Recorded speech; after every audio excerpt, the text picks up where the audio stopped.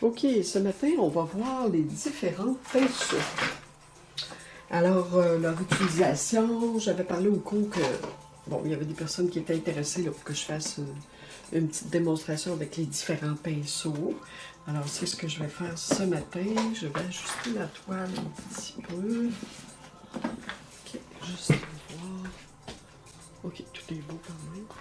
Ok, alors, on va commencer avec les gros pinceaux.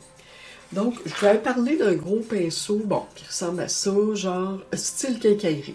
OK, pinceau quincaillerie, ça c'est un 4 pouces, il y en a 2, 3, 4 pouces. Bon, alors moi j'achète ça à la quincaillerie je m'en sers pour étendre mon vernis. Je m'en sers aussi pour recouvrir une toile que je ne veux plus. Donc, pour couvrir le fond complètement et recommencer autre chose. Alors, on s'en sert pour souvent aussi étaler la première couche de couleur sur notre toile. Alors, si disons que j'y vais, ça sera pas long, je vais juste prendre l'arroseur. Je vous reviens. Je vais chercher mon vaporisateur d'eau. Ok, c'est reparti.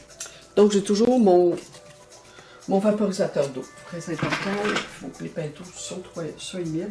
Donc, moi, je vous parle plus des différentes grandeurs de pinceaux, les différents types de pinceaux plutôt. Donc, je mouille mon pinceau, premièrement, si je veux m'en servir, même mon gros pinceau, je le mouille, ok? Je vais le tremper dans l'eau et je peux l'essorer un petit peu pour enlever un petit peu d'eau.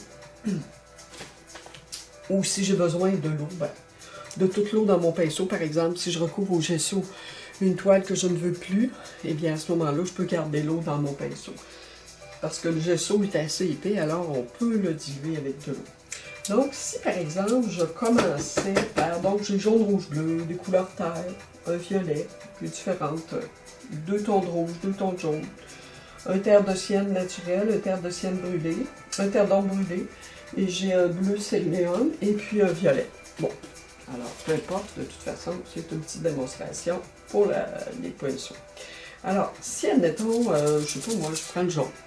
Alors, mon gros pinceau va me permettre de faire une application sur une grande partie de la toile. OK?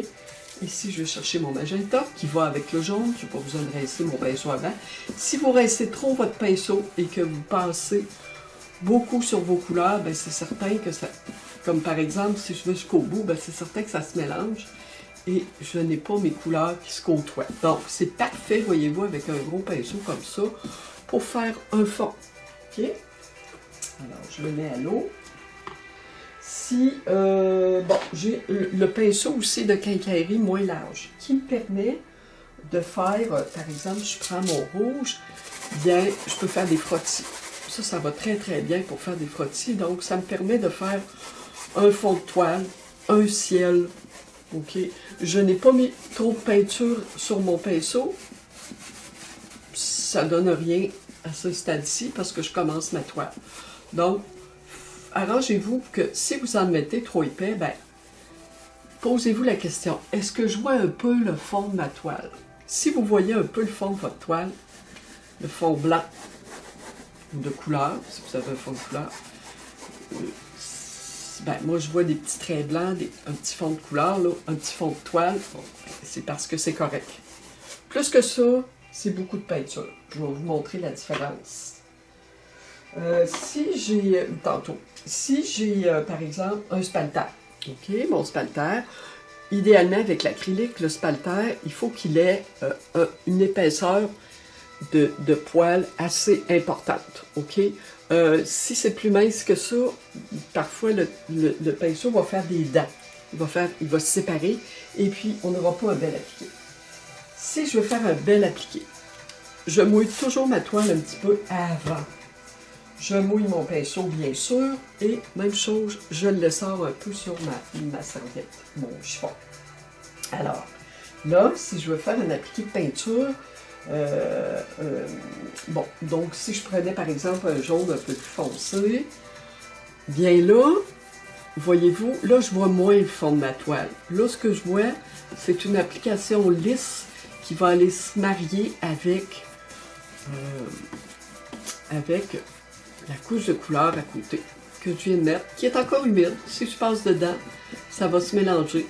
Donc, on voit presque encore le fond de la toile. Si je continue là, je fais un X.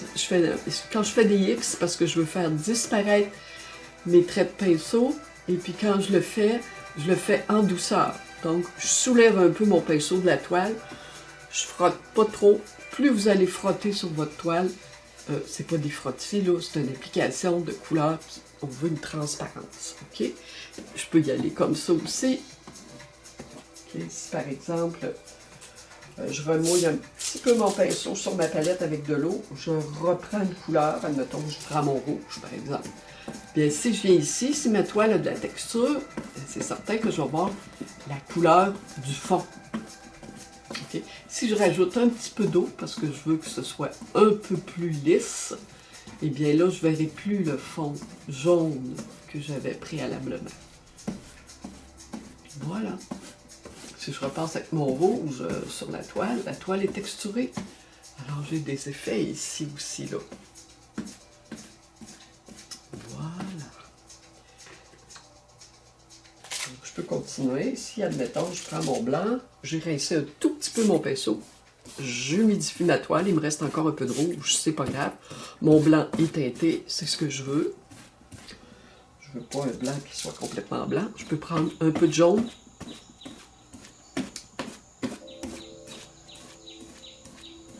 Voilà. Si j'applique le blanc, je rentre dans ma couleur.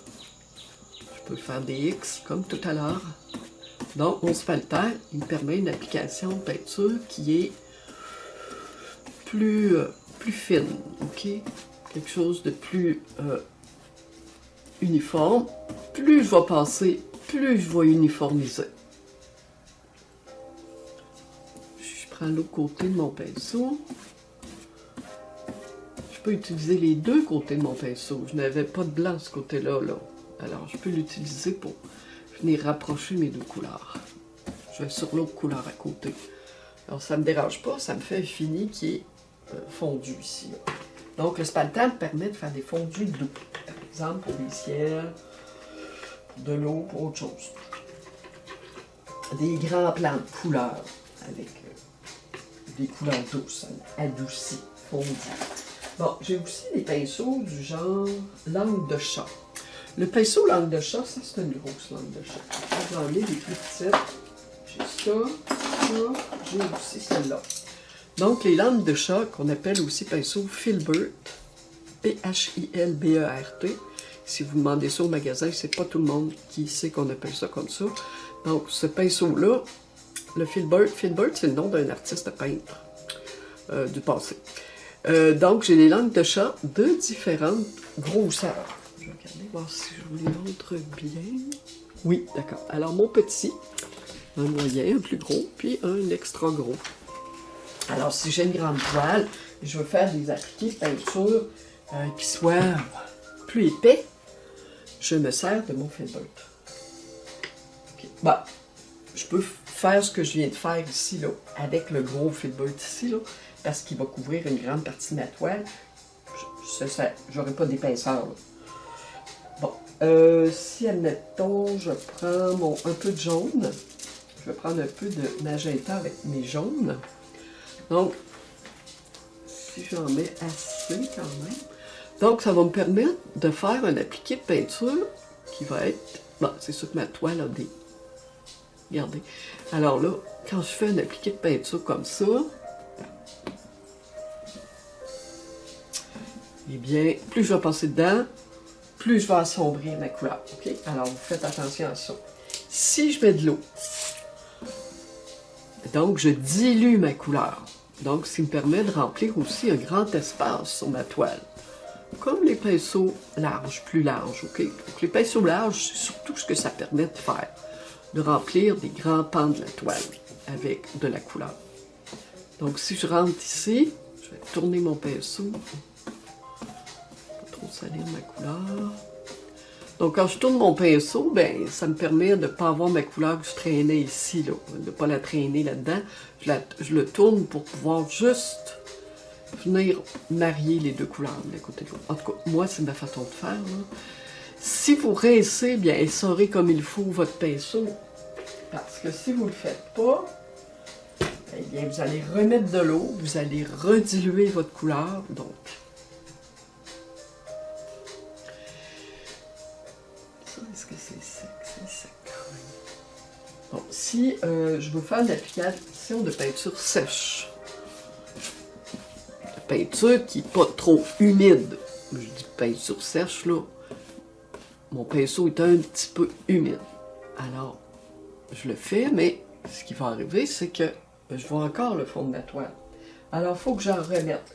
Alors, soit je mette un peu d'eau sur ma palette et que je mélange ma peinture avec mon eau et que je vois le grain de ma toile, là, les grains sont comme ça.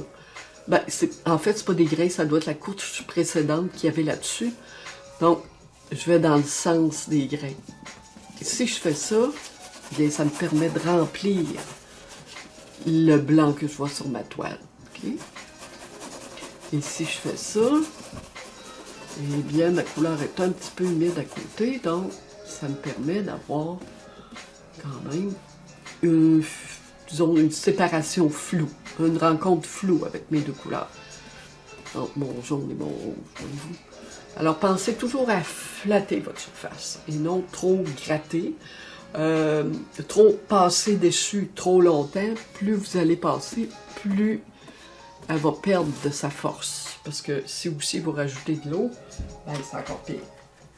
Donc, ça va devenir un peu délavé. Donc, ça convient bien pour un fond de toile. Donc, votre première couche acrylique, c'est comme ça qu'elle doit se présenter. Une couche acrylique mélangée à l'eau, on voit encore un peu le fond de la toile. C'est comme ça que ça doit se présenter. Surtout pour les ciels. Si vous avez une épaisseur de peinture tout de suite en partant, ben là, ça c'est une autre technique. Ça c'est une autre affaire, c'est pas à conseiller. Parce que moi, une fois que c'est sec, moi je repasse là-dessus. Je restructure. Il y a peut-être des parties qui vont rester telles quelles, mais d'autres parties qui vont être additionnées, sur lesquelles je vais superposer une couche de peinture plus en pâte. Ok, donc j'ai des petites langues de chat aussi, je vais vous montrer la petite ici.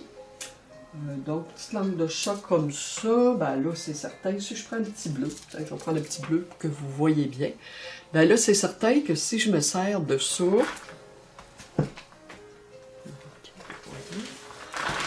bon, si je me sers de ça, eh bien là, c'est certain que là ma peinture est un petit peu humide, là. Donc si je veux superposer, genre bande ou trait, si je repasse, elle se mélange au rouge, parce que mon rouge n'est pas sec. Mais si je veux structurer ma toile, donc c'est une toile abstraite, puis je veux la structurer avec certaines formes, ben, je peux prendre mon petit pinceau et je peux structurer. Si je fais des fleurs, je peux utiliser ce pinceau-là. Des feuilles, des fleurs surtout. Si je fais une figure humaine, tout ce qui est dans les rondeurs. Un gros fruit sur une toile assez gros, parce que ma langue de chat est assez grosse ici, là.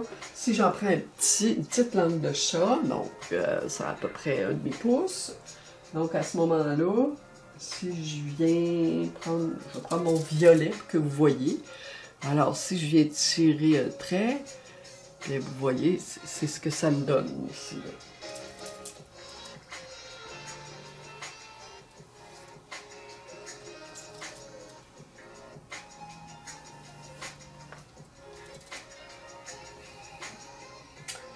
Alors ça aussi, je peux m'amuser à faire tirer des lignes avec ça. Passer une fois. Plus vous allez passer dessus, repasser, moins vous allez avoir de beaux effets. Okay? J'ai remarqué que pour remplir un espace, souvent les gens,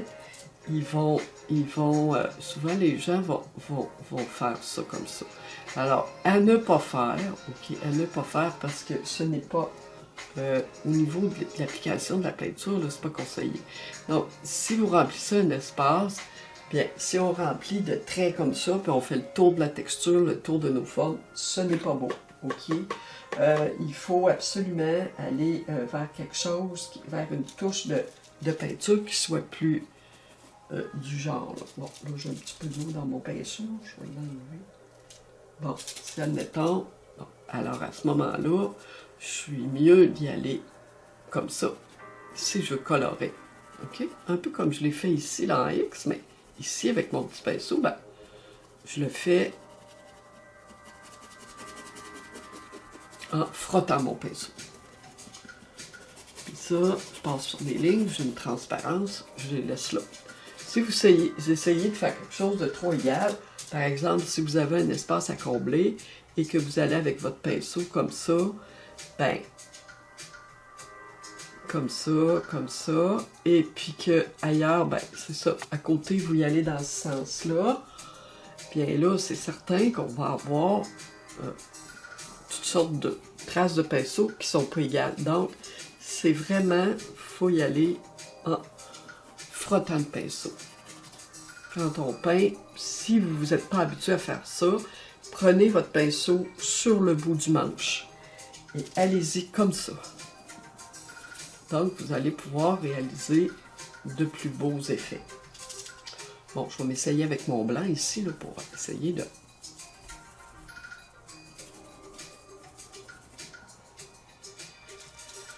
Je vais chercher un petit peu de jaune pour aller rejoindre ça ici. Donc, je prends mon jaune est là. Je prends mon jaune, je vais rejoindre mon jaune avec ma couleur qui est ici.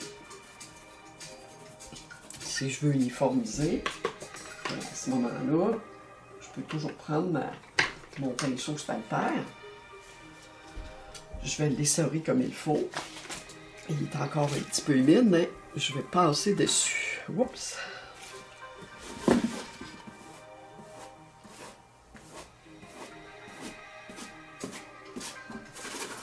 Et donc, je peux corriger comme ça. Je peux l'enlever. Donc, si j'étends ma peinture comme ça, pour un fond, c'est plus esthétique que quand on met des traits de pinceau épais dans toutes sortes de directions. OK? Donc, voilà.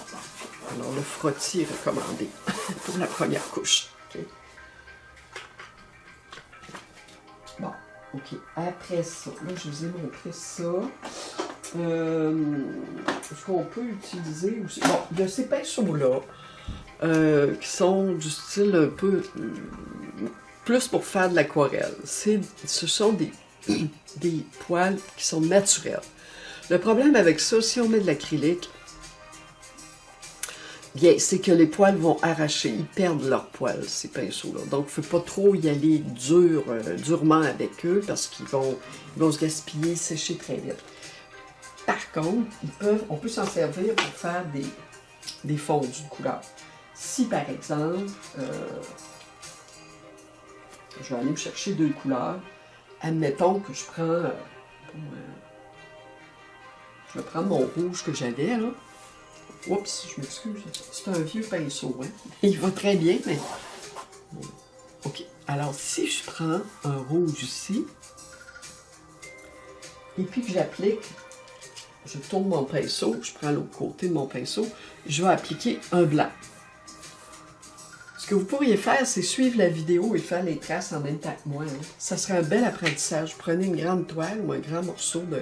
Bon, une grande toile, idéalement. Moi, c'est une toile cartonnée, là, montée sur carton. Ça serait bon. Alors, si je prends mon pinceau ici, ben, je vais essayer de bien faire, là. Si je fais ça, elle a déjà commencé à sécher. Donc, je peux toujours aller brouiller un peu les bords. J'ai tourné mon pinceau de côté et je vais rentrer dans ma couleur claire, du clair de mon blanc dans le rouge. Alors, si on part du rouge, on va dans le blanc. On traîne le blanc dans le rouge, donc tout se mêle. Donc, si je vais par-dessus ça, ben, ici, ben, je vais étendre mon blanc. Alors, pour l'instant, j'évite. Je repasse sur ma couleur juste pour la donner une allure plus floue, fondue à mon rouge. Donc, je peux y aller dans tous les sens, doucement, en soulevant mon pinceau un peu de la toile pour qu'il soit trop... que le coup soit trop fort. Bon, voilà. Alors, voyez-vous, ici, ça va moins bien. Okay? D'autant plus que mes poils sont secs. J'ai pris le pinceau sec. Comme un peu de la même façon que avec un broomer, avec je me souviens plus du nom en français, là, avec, voyons, j'allais pas dire, ok, un petit pinceau genre style maquillage, là, ok, un pinceau pour fondre les couleurs. Alors voilà, je peux faire ça aussi. Si je prends lui, c'est ça à quoi ça me sert, ce pinceau-là, ça va très bien pour faire des flous, ok, pour venir réunir deux couleurs. Alors quand je me sers de ce pinceau-là, bien, ça me prend un linge qui est plus ou moins humide, ou un linge sec, encore mieux un linge sec. Ici, alors encore mieux un linge sec, pour l'essuyer entre les coups de pinceau que je donne en travaillant, là, pour pas passer trop longtemps dedans. Si je le retrempe dans la peinture, ben là, je viens de le salir, alors je vais être obligée de teinter de rouge, là, alors je vais être obligée de le mettre de côté. Donc, la meilleure façon de travailler avec ce pinceau-là sur une séance assez longue, c'est vraiment de frotter votre pinceau sur un linge sec, enlever l'excédent et vous continuez. Bon. Je vais le garder de côté. Je vais juste le tremper un peu dans l'eau.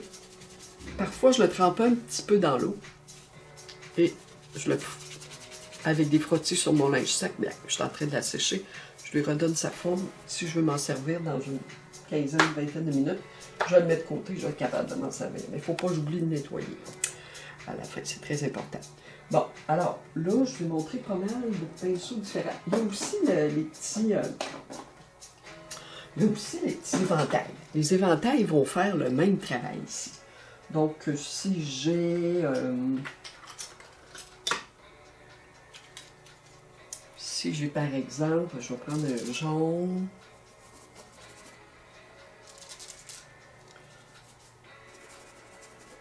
Voyez-vous, c'est ma première couche. La peinture est claire. Je ne mets pas trop de pâte. Si je mettais ça, ben là, ça serait trop épais. OK?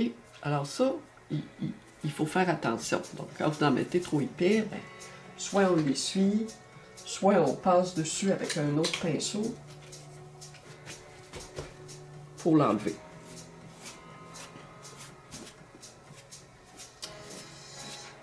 Bon, on recommence. Donc, si j'avais ça ici. OK.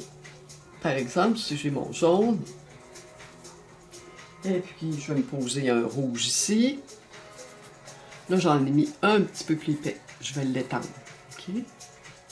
Si je veux le réunir, ben, je peux me servir de mon petit éventail ici. Donc, c'est un travail qui est très délicat. Il ne faut pas que je passe trop longtemps pour rien.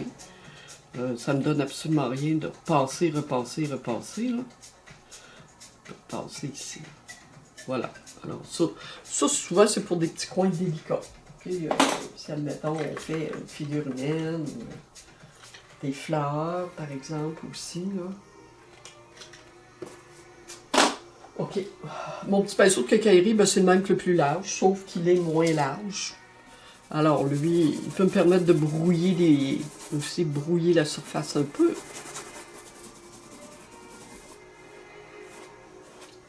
Il peut me permettre même de faire des fondus de couleur.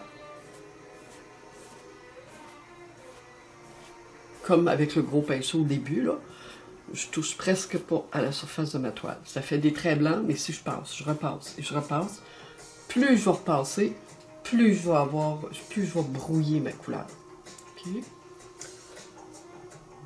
Voilà. Alors là, ce que je pourrais vous montrer... bon, après ça, c'est ça. Donc, tous ces pinceaux-là aussi peuvent servir à fondre les couleurs. Les gros pinceaux en poil de soie pâle, les plus petits pour des plus petites surfaces, admettons que je veux brouiller ça ici, ben je peux le faire. Je peux aussi même ajouter de la couleur avec ça. Donc, je vais couvrir ma couleur qui est ici, là, je vais la couvrir. Donc, je peux y aller avec ça, en tapotant doucement.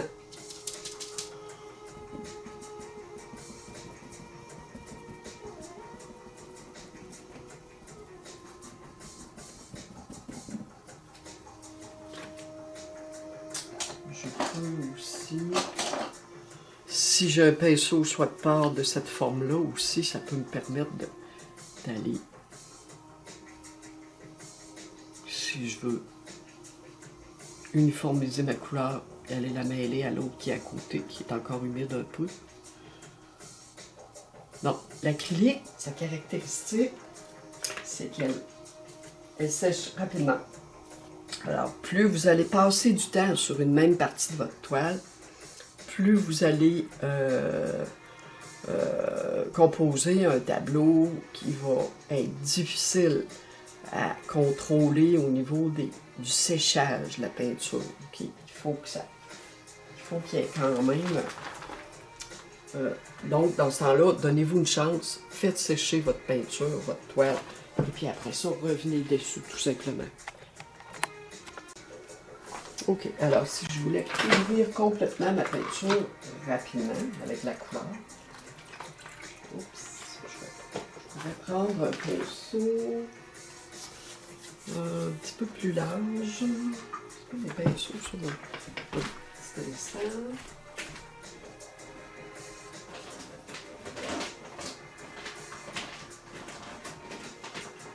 Ok, alors je reviens. Donc j'ai un pinceau spaltaire, mais plus large un peu. Donc ça va bien aussi. Alors si je veux tout couvrir rapidement de l'eau.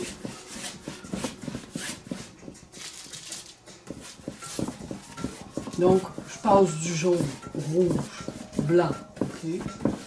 Donc admettons que je fais ma première couche. Là j'ai pas de forme, c'est bien sûr là. Mais je mets de l'eau.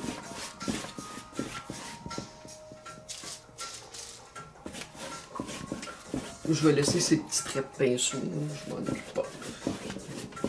Alors, par exemple, je fais un ciel, ben, je peux commencer mon ciel comme ça.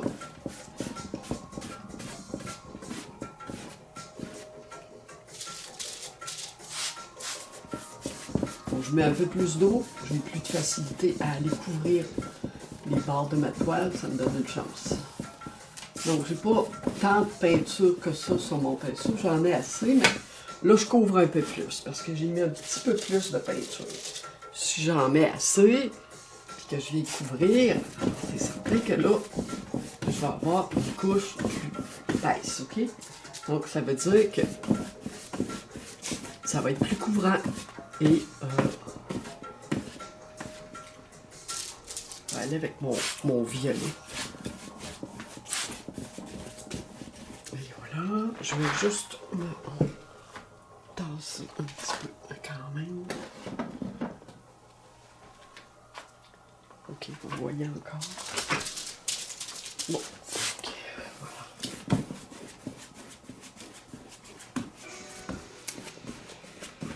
Là, je passe dans mon orangé. C'est certain que ça va me faire une espèce de gris, là. Mais admettons que c'est ça que je veux. Okay? Je finis ma couleur pour pouvoir remplir mon tableau de couleurs. Après ça, ben, je vais pouvoir travailler encore. Je vais aller couvrir ça ici.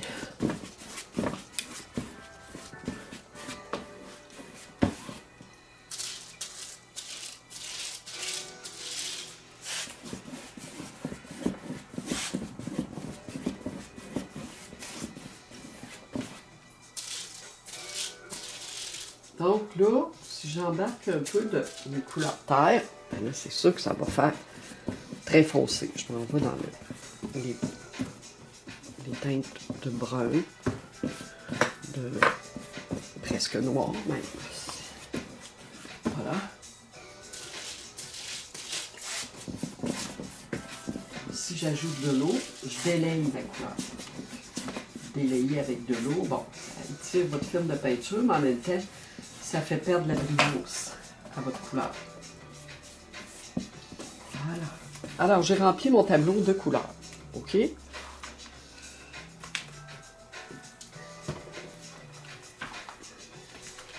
mettre ça de près.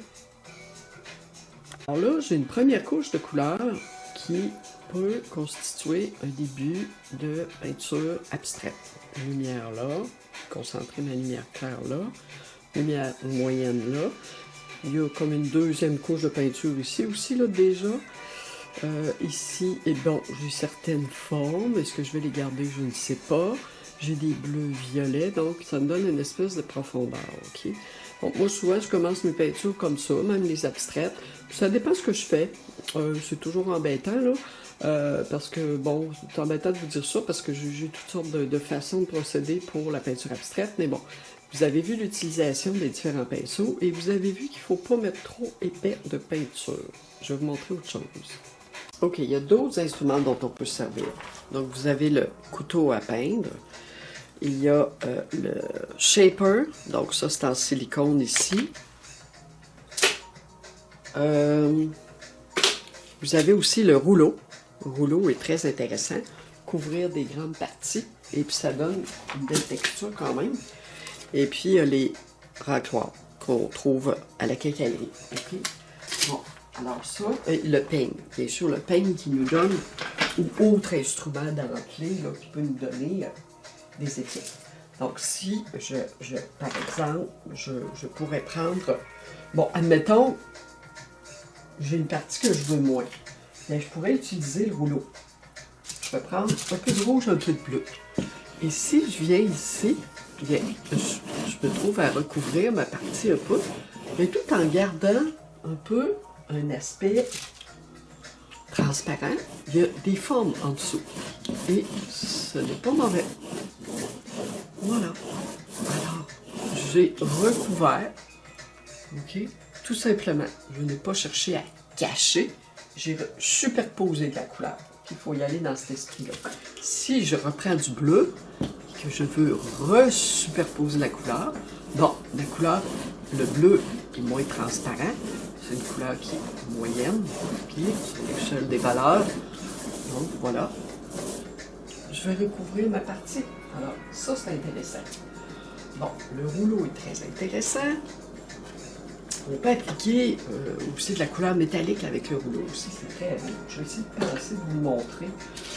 Si je me sers du racloir. Alors, le racloir, qui va me permettre de faire, c'est une application de la couleur qui va être aussi très intéressante. Donc, je mets rouge et jaune. Donc, je peux avoir un appliqué de couleur qui va se superposer à d'autres éléments.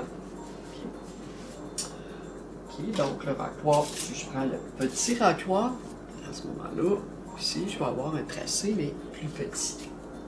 Donc, je peux, avec mon linge humide, tout de suite essuyer mes instruments. Ces instruments-là, quand je m'en sers, le rouleau aussi. Parce que vous allez vous retrouver avec des instruments complètement secs. Si je prends le shaper, eh bien, je peux enlever de la couleur, je peux en mettre aussi.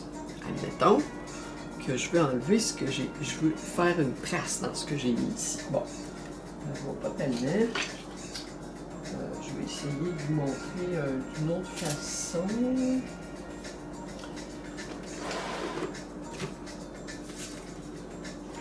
Bon, je vais prendre un verre, ok? Ça va être assez fort, là, mais c'est parce que là, je veux que vous le voyez. Bon, si je vais étendre mon verre, je peux prendre un pinceau, là, mais là, j'ai apporté de la main un rouleau. Alors, je vais prendre mon rouleau. Bon, si admettons, prendre un peu de rouge. Bon, si admettons, je peux un appliqué de couleur soit au racloir, soit au rouleau. OK? Alors, ce que je peux faire, je pourrais prendre ça aussi pour gratter ma couleur. Okay? Je pourrais le faire. Mais je vous montrer avec le shaper parce que le shaper a un. Donc, ça donne un fini assez particulier, puis ça va vraiment enlever la couleur plus doucement.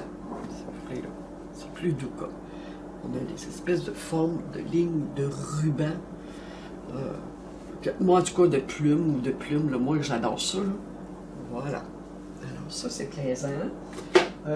Si je veux en enlever, bien, je peux repasser avec mon racloir pour enlever. Je vais avoir plus des lignes. Je vais les effacer un peu, mes lignes. Je vais gratter un peu ma peinture. Ça gratte un peu la peinture. J'en enlève un petit peu. Donc, ça me donne quand même des textures intéressantes. C'est ce que je voulais... Ah oui, c'est le couteau.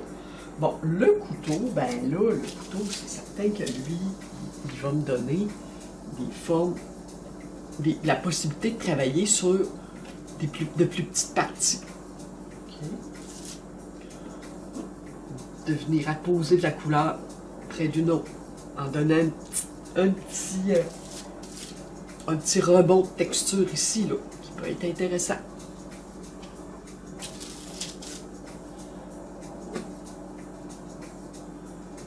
OK. Ce que je peux faire avec l'acrylique aussi, c'est d'en enlever. Donc, avec mon chiffon, je peux aller retirer de la couleur.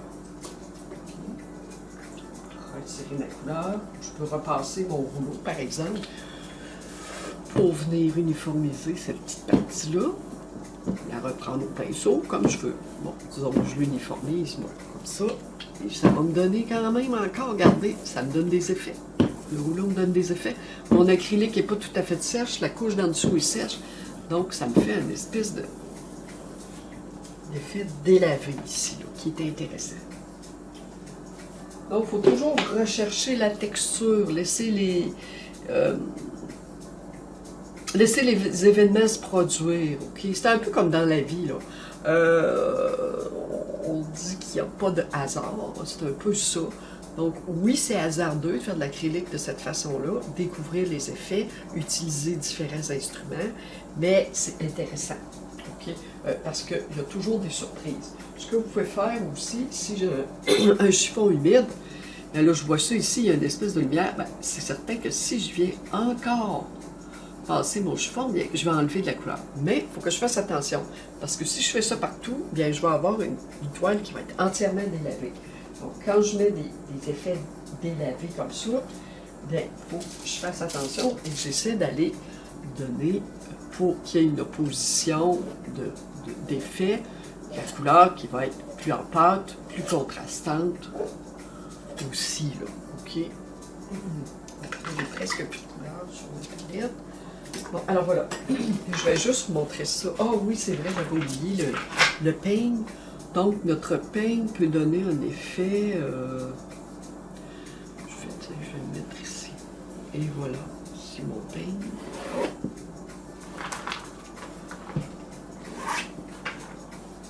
Je passe mon peigne dans la peinture qui est un peu humide encore, qui a commencé même à sécher un peu, puis ça va gratter la couleur et je vais avoir... je vais produire des lignes. Je vais vous montrer ça de près. OK.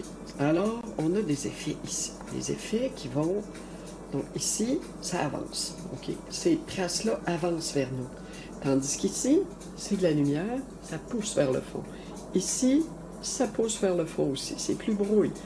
OK. Donc, c'est ce qu'il faut rechercher dans l'acrylique. C'est tous ces effets-là.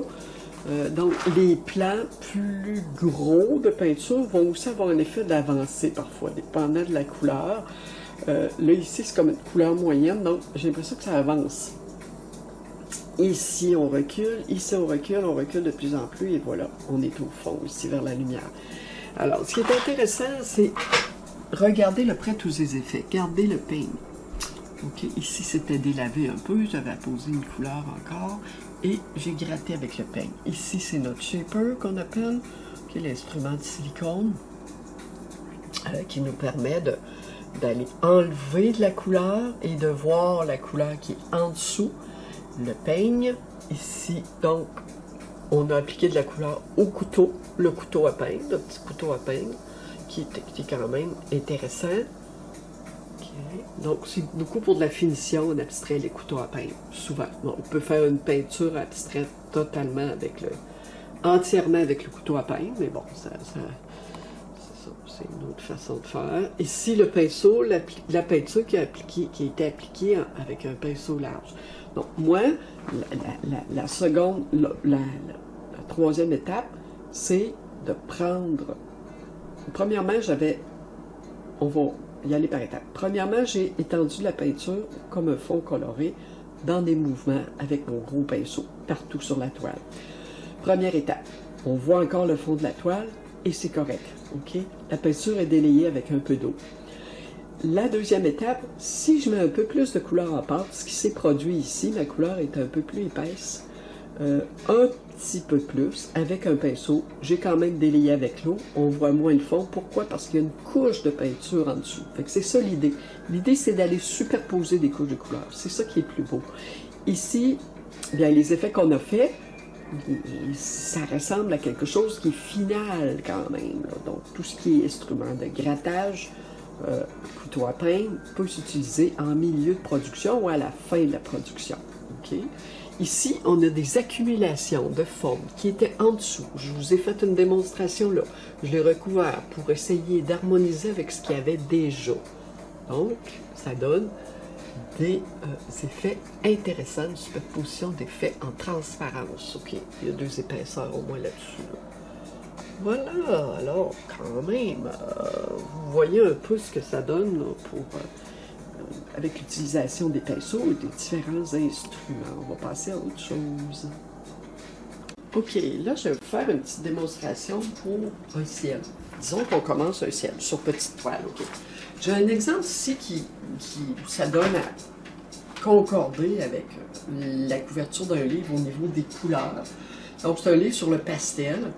Mais moi, c'est ça, j'avais commencé cette toile-là, ça fait 1 an et demi au moins, là, puis ça fait moins longtemps que j'ai le livre. Alors, c'est un addon, ça tombe très bien. Alors voilà, c'est à peu près dans ces couleurs-là. Donc, je pourrais toujours essayer de commencer mon ciel en première couche. Je ne parle pas de la deuxième couche, je parle de la première couche. C'est ce que je vais faire aujourd'hui. Puis la prochaine fois, bien, je ferai la deuxième couche. Donc, première couche, même on pourrait appliquer le pastel par la suite pour pouvoir continuer notre ciel avec du pastel si on utilise du gel de pierre ponce à grains fins. Alors, une fois que l'acrylique est sèche, on utilise ce gel de pierre ponce, on l'étend sur la peinture, sur le ciel. On a une petite rugosité et on va pouvoir travailler au pastel. Mais bon, admettons que j'oublie ça pour l'instant. Je vais commencer par vous montrer à travailler avec le pinceau sur votre toile.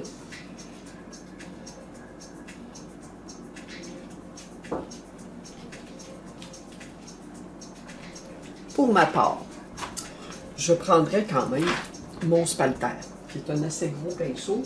Je pourrais utiliser le pinceau qui prend par la suite, ça si je veux. Mais moi, je vais commencer au spalter pour ma première couche pour pouvoir avoir un aspect général de la couleur. Alors, si je commence, j'ai mon vaporisateur d'eau, j'ai mon spalter. Alors, donc ici, je vois que les côtés sont plus foncés. Le violet qui se mélange à l'orangé. Je pourrais installer les couleurs foncées d'abord. Je vais aller chercher mon petit mélange de rouge, céruléum avec bleu que j'avais tout à l'heure. Ça me donne quand même un petit violacé. Donc, j'en ai pas mis beaucoup. Mon pinceau était humide. Donc, je fais seulement que je vais l'étendre avec mon violet que j'ai déjà, mais c'est parce que je le trouve un peu fort. Alors, admettons qu'on prend un terre de sienne brûlée, une terre d'ombre brûlée avec le violet. On va avoir un violet qui va être foncé. J'en ai déjà ici, je ne le répéterai pas. Donc, je vais en mettre juste un peu ici. Je vais en mettre là un peu. Voilà. Le bleu, c'est plus dans la finition. Alors, je vais aller plutôt travailler les orangés rouges, jaunes. Le rouge, j'en ai pas sorti. Je vais aller sortir un peu de rouge. Je vais sortir un petit peu de rouge. Juste un petit peu. J'en mettrai pas beaucoup. C'est plus le jaune et les jaunes et oranges. Le turquoise, bien, ça va un petit peu plus loin dans la production, probablement à la deuxième couche. Donc, admettons que je touche mon jaune, je vais le mélanger avec un peu de blanc, pour qu'il ne soit pas trop fort quand même.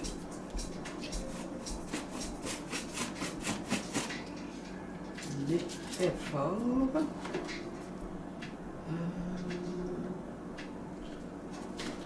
Si je fais mon mélange avant, je pourrais faire mes mélanges de couleurs avant.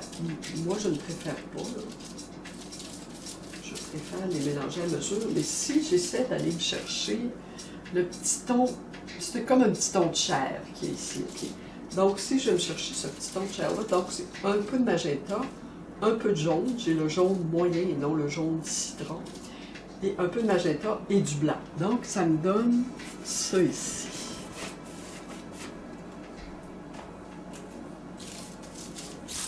Je mets un peu d'eau et je vais tirer ma coupe. J'avais un petit peu de bleu. Je vais rincer mon pinceau. Je vais le dessorer, retirer mon bleu. Je vais remélanger mon magenta avec mon jaune. Je vais mélanger du blanc avec ça.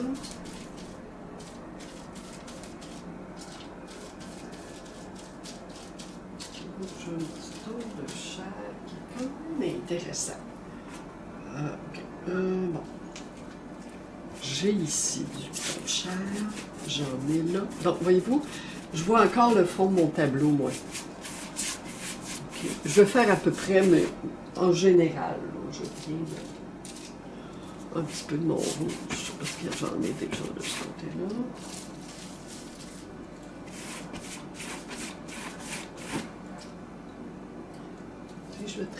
Bon, si je vais chercher mon violet, donc, c'est certain que s'il rentre avec ma couleur chair et mon rouge, ça va me donner un ton terre. Alors, je n'irai pas trop jouer là-dedans. Donc, je le laisse tomber. OK? J'ai un petit violet ici. Je le laisse tomber dans le sens où je le laisse sécher complètement.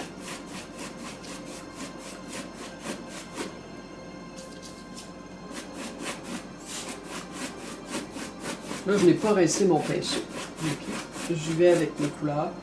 Là, je le rince parce que si je veux sauter, si je veux changer pour la couleur plus claire, alors à ce moment-là, moi, je vais me faire un petit rosé ici. Donc, ça, c'est ma première couche. Okay. Je vais aller chercher mon petit bleu de serrure, juste un petit peu, pas beaucoup, parce que ce qui va arriver, si j'en mets beaucoup, je vais produire des verres. Okay. Donc, c'est juste pour donner un petit mouvement ici. Là. Je vais le recouvrir avec de l'orange si je veux le faire. Donc, je l'uniformise un peu plus ici. Ici, ce que je peux faire, c'est d'essuyer aussi ma coupe. Je peux l'essuyer ici. C'est trop dans les terres. Je vais aller me chercher. Là, c'est certain quand on peint avec le jaune, rouge, bleu, parce que c'est ça que j'ai, jaune, rouge, violet, bleu, ben, c'est certain que je vais me retrouver avec des tons de terre. Je vais me chercher un peu de blanc, puis un peu de bleu de serrure, et je vais aller éclairer ça. Juste pour enlever mon ton de terre, là, qui me fatigue un petit peu, et puis je le rentre dans l'orangé. Encore une fois, ce bleu, blanc et orangé va me donner une couleur qui va griser aussi encore un peu. Donc, il faut que je fasse attention. Je vais me chercher un peu de magenta jaune. Je vais rentrer un peu dans ça et délicatement. Je ne vais pas trop dans ça.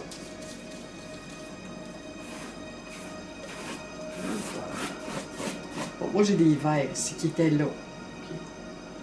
Donc là, je vais m'attarder seulement qu'au ciel.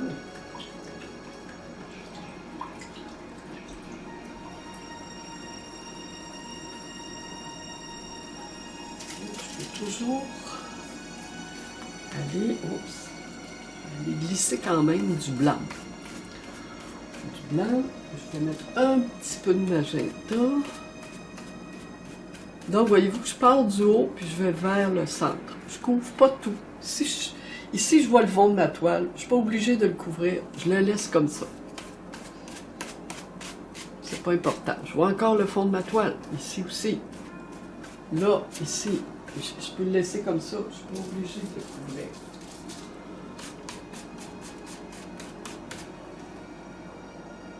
Je vais aller juste remettre un peu de violet bleu de serrure ici. Me souvenir que c'est une partie qui est quand même foncée, cette partie-là. Cette partie-là est déjà foncée. Mais ici, j'ai de l'oranger. Je ne sais pas ce que ça va donner. Elle a commencé à sécher. Oui, elle a commencé à sécher. Donc, ça me donne une chance. Je peux essayer d'aller couvrir ça ici. Couvrir ma couleur terre que j'avais.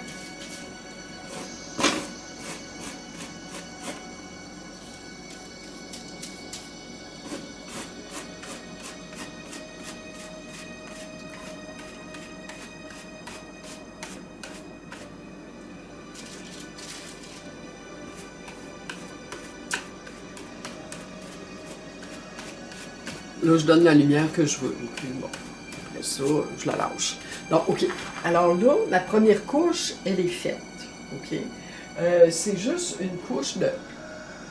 Juste pour voir, finalement, un peu ce que ça va donner au niveau des couleurs. J'ai du rouge, oui, j'en ai un petit peu. Je peux toujours aller en mettre un peu. Je vais en avoir un petit peu ici. Je vais en avoir un petit peu ici. J'en aurai un petit peu là, il y en a quand même déjà. Et j'en aurai quelques traits ici. Bon, mais je vais la lâcher. Bon, le bas, c'est autre chose, on verra. Mais pour ce qui est de commencer le ciel, ben, c'est à peu près comme ça habituellement qu'on commence à peindre un ciel. On donne juste les plans de couleurs principaux, l'allure générale. Et c'est ce qui donne notre première couche. Je pourrais, si je veux, aller enlever de la couleur pendant qu'elle n'est pas encore tout à fait sèche. Ici, avec mon chiffon, je peux le faire. Si je veux donner un peu plus de lumière, ben, je peux le faire. Il n'y a rien qui m'empêche. Mais, comme je vous dis, c'est certain que ça donne une couleur qui est plus délavée. Regardez, ici, ça a commencé à sécher. Je peux aller frotter un peu si je veux. Je peux le faire. Ça donne le chiffon sur de l'acrylique qui commence à sécher. On a un fond qui est un peu délavé. Mais il ne faut pas aller frotter partout, juste à quelques endroits. Par exemple, si je trouve que ça, c'est trop fort, ben, je peux aller l'essuyer un peu. Il y a toujours une manière d'essuyer aussi pour ne pas briser l'esthétique de la peinture quand même, là, parce que si vous frottez comme ça, comme quand on fait du ménage, ben, ça ne marchera pas. Il faut y aller par petits bouts, ok? Juste petit coup. Ok. Donc, le chiffon est intéressant aussi. Je suis en train de regarder ça ici, regardez. Ah, je peux aussi passer ici avec mon chiffon parce que j'ai de la texture. J'ai beaucoup de texture. Je ne vous l'ai pas montré avant, mais j'ai beaucoup de texture sur cette toile-là. Je vais vous montrer ça près. Voilà, alors ça serait ma première couche. Ben, disons que la première couche a été faite avec de l'eau. Comme vous voyez, j'ai encore des dégoulinures ici. J'ai des mélanges de couleurs qui se sont faits avec l'eau. Mais le ciel était pratiquement blanc, là, toute cette partie-là en haut. Alors, j'ai différents effets. Donc, je suis allée toucher avec à mes côtés ici. Je suis allée un peu me référer à l'image, légèrement, ok, juste un peu. Et puis ici, voyez-vous, un peu de violet, un peu de bleu, j'en ai enlevé. Je mets la lumière, parce que quand même, tout ça, c'est quand même lumineux ici, là. Voilà. Moi, j'en ai ajouté un peu ici en haut de lumière. Alors, elle va être différente du pastel, là, qui sert d'exemple pour la palette de couleurs. C'est une palette que j'avais déjà. Donc, quand j'ai vu la couverture, ben, j'ai dit, je vais avoir une image à leur montrer, pour leur montrer un peu comment travailler. Alors, pour l'autre étape, ben là, je peux travailler un peu plus en pâte. Je peux travailler un peu plus avec des pinceaux en pâte de soie de porc. Je peux travailler avec la glycérine aussi. On pourra l'essayer. Je vais retravailler mon ciel pour la barque là, à la glycérine. Je vais l'essayer, ça va être une autre couche. Mais en principe, la technique de la glycérine, selon Bruno Thorey, est autrement. Là. Mais je vais aller par-dessus ma peinture de barque avec ma glycérine. Je vais l'essayer. Donc ça vous donne quand même un aperçu pour une première couche de ciel. Et voilà. Ok, donc je vous montre le haut de la toile, le haut du ciel. J'espère que je vais penser de la bouger quand je vais être rendu un petit peu plus bas. Donc, vous voyez jusqu'ici environ. Alors, bon, je vais m'arranger pour commencer. Alors là, ok, ça c'est une deuxième couche faite rapidement. Ok, pour couvrir et pour oublier mon dessin et pour recommencer autre chose. Bon, j'ai de la glycérine aussi. Moi, j'ai fait venir, je vais l'essayer. de la glycérine végétale, mais qui convient à ce que j'ai lu pour du travail d'artisanat, pour plein de choses. Alors, c'est de la glycérine, le grade médical. Donc, l'eau qui est utilisée, je ne sais pas s'ils utilisent de l'eau dans ça, mais en tout cas, les produits, c'est à 99,7% glycérine. Alors, c'est très concentré. Ici, je n'ai pas le pourcentage là-dessus. La glycérine de Cama Pigment. Je ne sais pas si ça existe encore, Cama Pigment.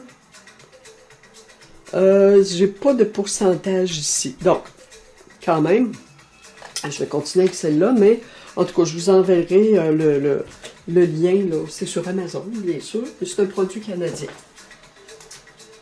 Alors, je vais m'en mettre un peu sur ma palette. Donc, ce qu'on peut faire, la glycérine, je ne sais pas si, peut-être qu'on peut étendre la glycérine sur le tableau avant, et puis y aller avec notre peinture après. Ce serait une possibilité. Ce que je vais faire, je vais faire l'essai devant vous. Je vais travailler aussi avec ma brosse ronde un peu. Puis je vais travailler avec mon spalter aussi. OK?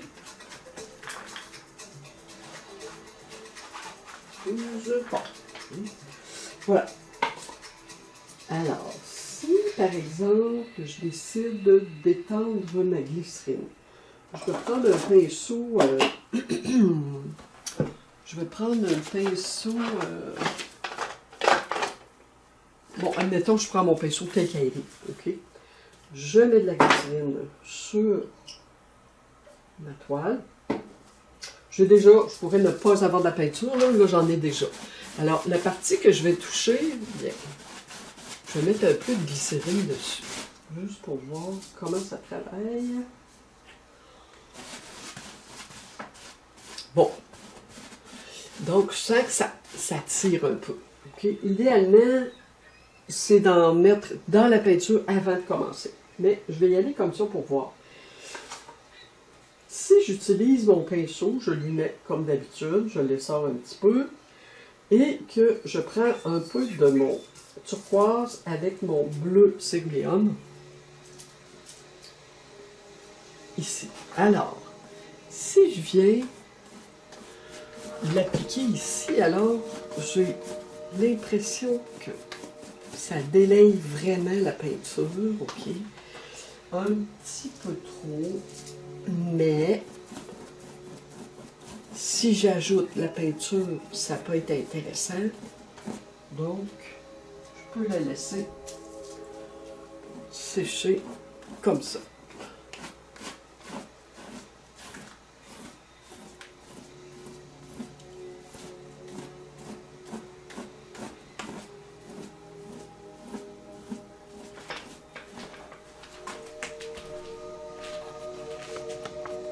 Ok, c'est reparti. Alors, donc ici, ma glycérine, je la sens. Je sens qu'elle est là. Je vais ajouter un petit peu de mon jaune.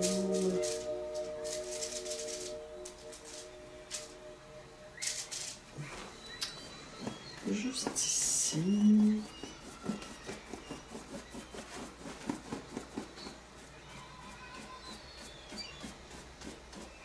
Donc, je peux ouvrir comme ça vers.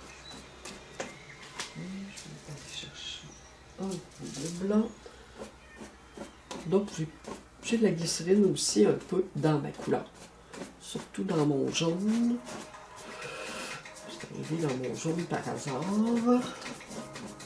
Alors, ça, c'est intéressant. Donc, par rapport à l'image, c'est sûr que moi, j'y vais avec l'esprit de ma peinture, là. J'y vais comme j'ai le goût, là. Ici, je vais continuer avec mon bleu.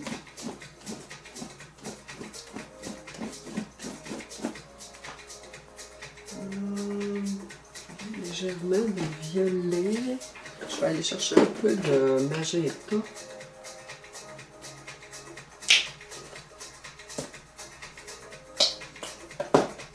Donc si je vais chercher légèrement de magenta avec mon petit bleu, bien je vais avoir un petit violet.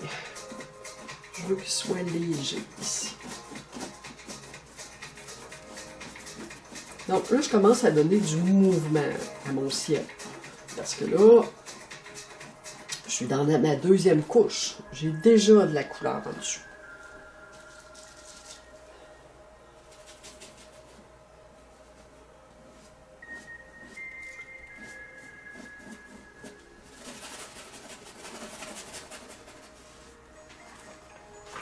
Alors, si je vais rechercher de la glycérine un peu, puis j'étire ma couleur. Donc, j'en mets après mon pinceau de la glycérine, ok? Je l'essaie.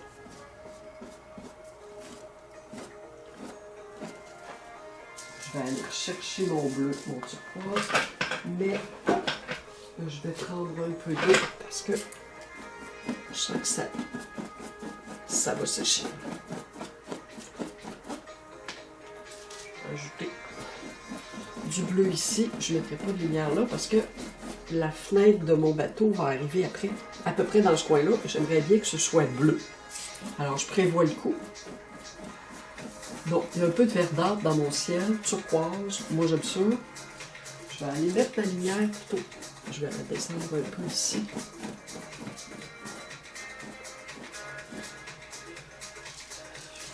Percer de lumière ici un peu. Et je vais la rejoindre. Je vais rejoindre mon bleu. Ici, il va falloir qu'il y ait de la lumière.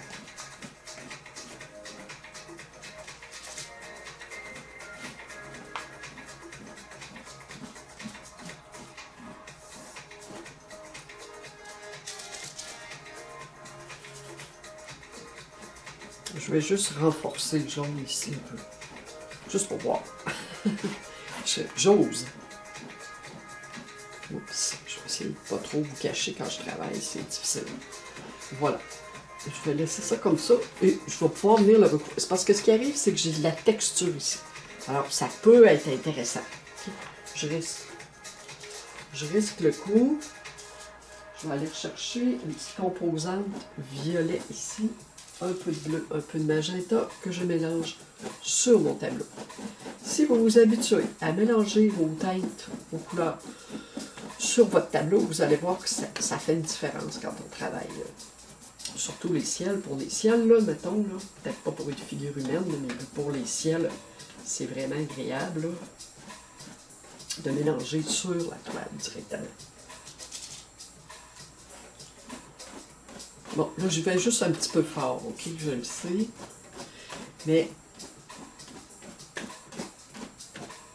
moi, quand je regarde ma peinture dans l'œil de la caméra, là, parfois, je trouve qu'il manque un peu de punch, sauf que là, disons que je suis à l'étape pour pouvoir compléter. J'ai de la texture qui anime beaucoup le bon. C'est différent, ça donne quelque chose de différent.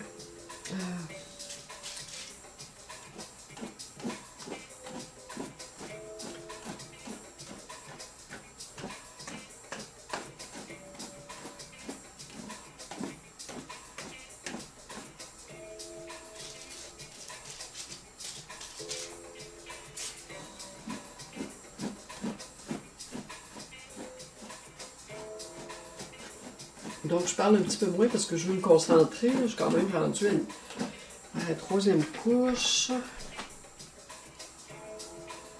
Mon bateau est là.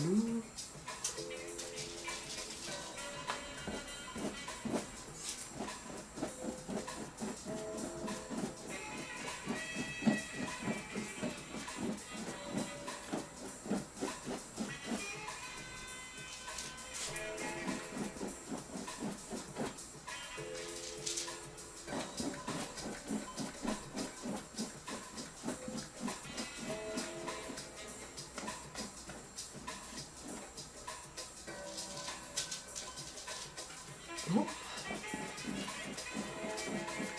Je vais ramener un petit peu de jaune ici parce que j'en ai l'autre côté. Le pire, j'en enlèverai après. Là. Moi, je compte pas les couches, surtout quand je travaille un ciel. C'est certain que je suis pas obligée de recouvrir tout mon ciel à chaque fois que je fais une séance de travail pour donner une couche. Là. Je recouvre des fois juste certaines parties. Là.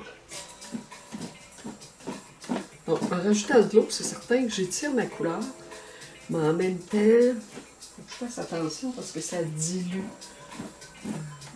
ça dilue mes pigments. J'ai moins de force dans mes couleurs après, moins de brillance. Donc c'est pour ça que, surtout si vous mettez un vernis sur votre peinture, ben, vous allez rechercher la brillance. Il faut quand même pas en perdre trop, là, mais il faut faire attention. Et voilà.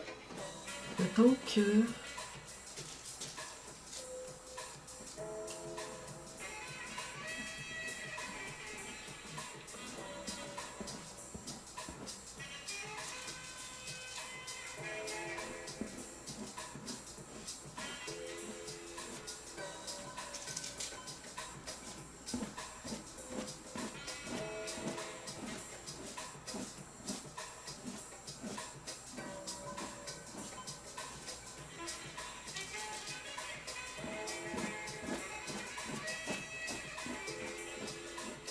un peu, mais je vais le couvrir.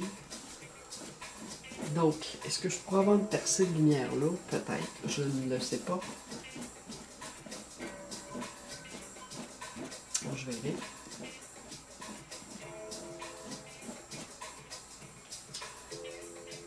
On va prendre juste un petit peu de...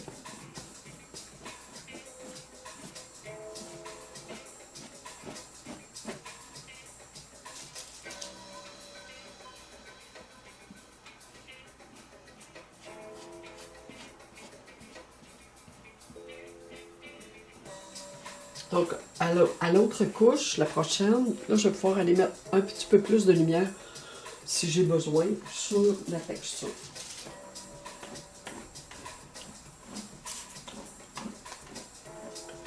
Bon, ici, la glycérine a eu un effet particulier. Ça a vraiment délayé ma couleur.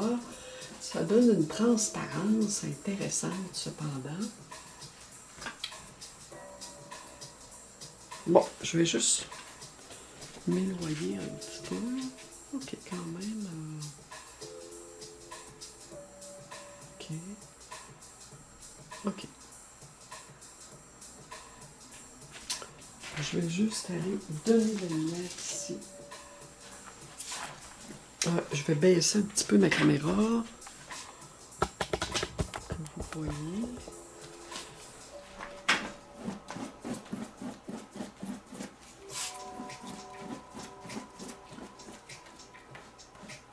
Donc, je fais toujours attention quand j'arrive dans ma couleur, proche de ma couleur, ici, qui est déjà étalée, que je ne veux pas briser, ben, je fais attention avec mon pinceau.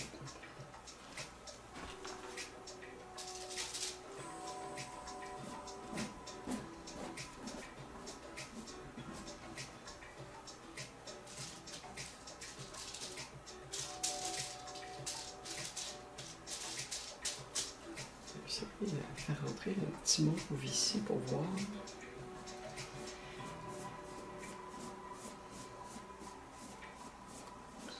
Bon, ok, je vais laisser ça comme ça. Je vais toucher au bas. Ok, le bas, quand j'arrive dans le bas, si je me fie sur les couleurs de ma photographie, ce que j'ai, c'est une couleur sable. Et je vais avoir de la couleur sable aussi ici probablement parce que c'est l'eau. Donc, je vais tasser un peu. Okay, donc, vous voyez la couleur sable en bas. Couleur sable en bas, l'eau qui est ici. À peu près. On va la faire à peu près. Je vais la mêler au ciel un peu. Là, on verra ce que ça va donner. Ici, ma glycérine, je le vois. Elle donne un fini assez reluisant. C'est pas sec. Elle va prendre du temps à sécher encore. Fait que je vais la laisser sécher. Et puis là, je vais aller chercher ma couleur sable qui est donc terre de sienne naturelle. Si je vais chercher mon petit terre de sienne, eh bien, je peux aller l'appliquer ici. Terre de sienne naturelle, c'est une couleur qui peut être, ça peut être le jaune ocre, mélangé avec, ou le jaune, un petit jaune, bon, un petit jaune ocre, ça aurait pu être un petit jaune ocre aussi. Ou on peut prendre mélanger le jaune moyen ou clair avec un petit peu de couleur terre. Ce qui va nous donner un proche du jaune ocre, proche du terre de ciel naturel. Là, j'ai un terre de ciel naturel qui est un peu plus foncé, c'est dans l'Amsterdam. Bon, je sais pas pourquoi, là, la couleur n'est pas la même. Ben, souvent, d'une compagnie à l'autre, ça peut changer, là. Bon, ma couleur terre, il va falloir qu'elle monte un petit peu. Qu'elle monte un peu dans mon ciel pour pas qu'elle soit là, isolée. OK? Alors, j'en mets juste un petit peu, vraiment pas beaucoup. OK? Donc, ici, je peux retrouver mon bleu parce que mon eau est bleue. Donc, c'est le ciel c'est la réflexion du ciel dans l'eau. Donc, je peux en mettre un petit peu. Donc, il ne faut pas trop que je passe là-dessus parce que les couleurs vont se mélanger. Ça va me donner un gris-brun qui ne sera pas nécessairement intéressant. Je ramène mon jaune en bas. Je vais quand même le ramener. OK? Parce que j'en ai en haut. Je le ramène en bas. Je vais aller remettre mon terre de ciel un peu pour la fadir un peu. Je vais aller rechercher mon bleu blanc.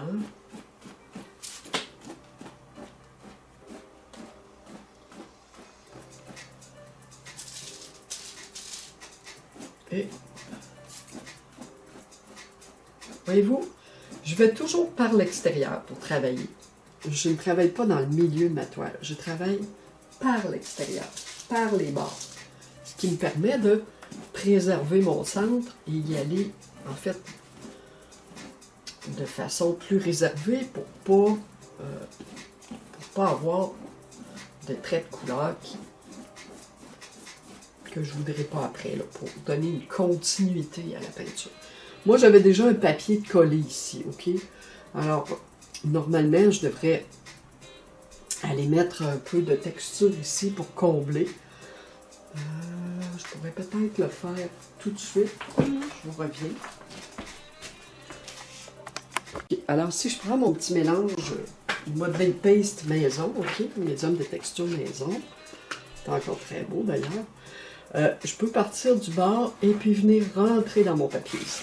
Je vais le laisser sécher et en fin de compte, ça va faire disparaître un peu, mais ça va faire disparaître, mais et je vais dans le sens de mon mouvement, okay? De ciel avec l'eau. Donc là, je répare. OK. Donc, ce qui fait que la peinture, ben, elle se transforme. La texture peut être intéressante. S'il y en a d'un bord, ben, je vais en ajouter de l'autre côté juste un petit peu. Okay. Il y en avait déjà ici, dans le bas, c'est une toile recyclée. Hein. Bon, alors, une fois que j'ai mis la texture comme ça, ben là, c'est sûr que je ne peux plus travailler. Il faut que je la laisse sécher. Donc ça, c'est ma deuxième étape. Donc, vous avez vu, je pars des bords de ma toile, et puis je rentre, je m'en vais vers le centre. Donc, je peux travailler directement au milieu de la toile. Je vais par les bords. Ça me permet de garder une unité. Bon, ici, un petit trait, mais ça va aller. Bon, OK. OK, alors, vous voyez, là, j'ai fait une petite réparation parce que le papier, on voyait un peu le dentelé du papier. Là, j'ai dû le recouvrir. J'en ai mis un peu l'autre côté pour unifier ça. Donc, j'ai ramené mon jaune et qui est là, et j'ai ramené, j'ai introduit de la couleur terre, donc terre de ciel naturel, qui est ici, qui est très beau. Moi, j'aime beaucoup le terre de ciel naturel mélangé avec les autres couleurs, donc c'est fait pour ça, les terres là. Ici, bien, on va arranger ça. Moi, je vais le faire à la prochaine séance. Je vais le laisser sécher comme ça. Donc, quand tout est partout, ça donne cela. OK. Alors, si on compare avec l'image, ben là, ici, on a une peinture, ici, on a une photo. OK. Alors, c'est ça l'idée. Moi, je vais le faire différemment, surtout que j'ai de la texture sur ma toile en plus. Alors, c'est sûr que la peinture va se donner différemment. Voilà.